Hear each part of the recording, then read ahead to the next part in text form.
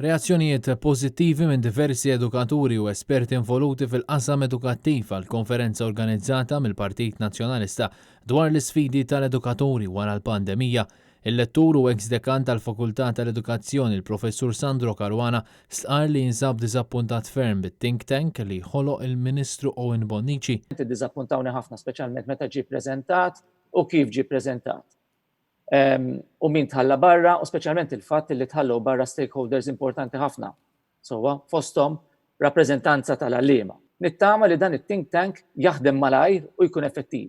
Ikolli ngħid, hawnhekk ikolli ngħidha, sowa, illi għalla ħares it-think tank jaħdem, sowa, kif pereżempju ħadem il-proċess, sowa, illi mill-2016 supposta u Malta kellu jdaħħal liġi tal-edukazzjoni ġdida.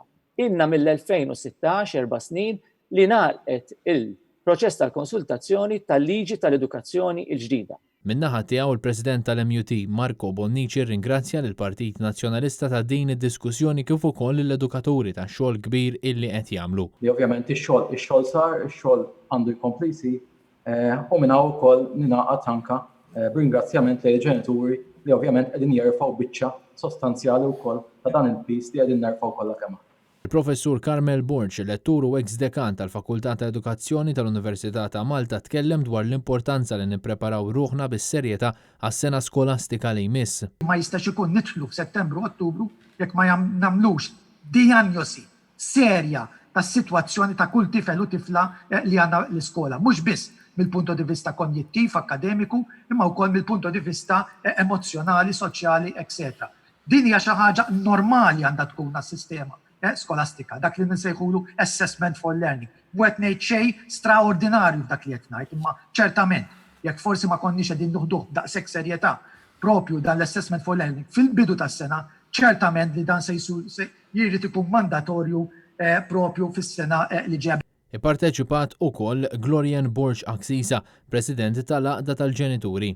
Importanti li komunikazzjoni bejn l-iskola u t-tfal bejn is-sistema u l-ġenituri għal-ġid ta' tfal tkun b'mod maġuna fis-sistema nifisha u mhux b'mod superfiċjali. Kellim ieħor kien Kenneth Vella, kap ta' skola u awtur ta' diversi artikli dwar l-edukazzjoni. Li meta l-iskejjel jerġgħu jiftħu b'mod normali għandha ssir analiżi serja tal-materjal illi ġie ikkaverjat mit-tfal f'dawn il-ġranet. Xi ħaġa li bħala kap ta' skola tinkwitani. Tinkwitani fis-sens li ngħid irid ikollna idea ta' x'ġie kkaverjat. Ma jistax ikun nippretendu li isa ir-rutina baqgħet għaddejja normali u kull memm fis-sillabu it-topics ġew ikkaverjati. Father Charles Mallija, direttur tal-iskejjel tal-Knisja fih dan is-Segretarjat tal-Edukazzjoni Nisranija, tkellem dwar l-importanza ta' pjana l-futur. U naħseb l-aħjar preparazzjoni tagħha hija li nkomplu nitkellmu flimkien. Nitkellmu flimkien u naraw kif nistgħu nadattaw għal dawn iċ-ċirkustanzi ġodda. Ħadet sem ukoll il-President tal-Iskejjel Indipendenti Su Midolo. Naqbel ma' Profs Caruana li jirdu naħsbu issa u naġlu.